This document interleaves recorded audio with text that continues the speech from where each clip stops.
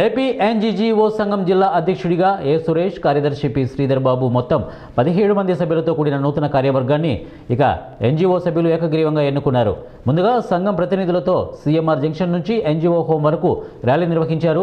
ఎన్నికల అధికారులుగా ఏ వెంకటేశ్వరరావు, కృష్ణలు హాజరయ్యారు. ఇక నూతన కార్యవర్గ ఎన్నిక నిర్వహించారు. విజయనగరం జిల్లాలో ఉన్న 10 తాలూకా యూనిట్ల అధ్యక్ష కార్యదర్శులు మరియు జిల్లా శాఖ కొత్తగా ఎన్నిక కాబడిన కార్యవర్గ సభ్యులు వారితో ఈరోజు నామినేషన్ కార్యక్రమం కోలాహలంగా జరిగింది. మరి ఈరోజు పెద్ద ఎత్తున ఉద్యోగులందరూ పాల్గొని ఈ నామినేషన్ కార్యక్రమాన్ని విజయవంతంగా నిర్వహించడానికి మాకందరూ సహకారం అందించారు.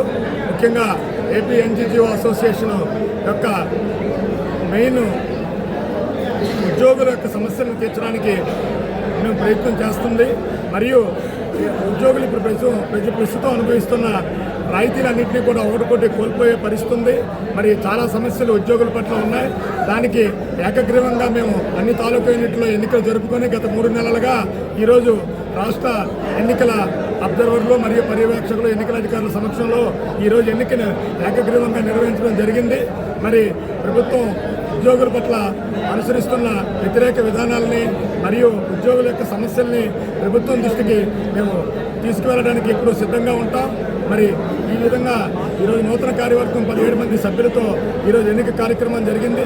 ఈరోజు అధ్యక్షులుగా నేను పంచాయతీరాజ్ డిపార్ట్మెంటు, అలాగే కార్యదర్శిగా శ్రీధర్ మెడికల్ డిపార్ట్మెంటు, అలాగే అసోసియేట్ ప్రెసిడెంట్గా మెడికల్ డిపార్ట్మెంట్ ఆదిలక్ష్మి గారు, అలాగే మిగతా ఇతర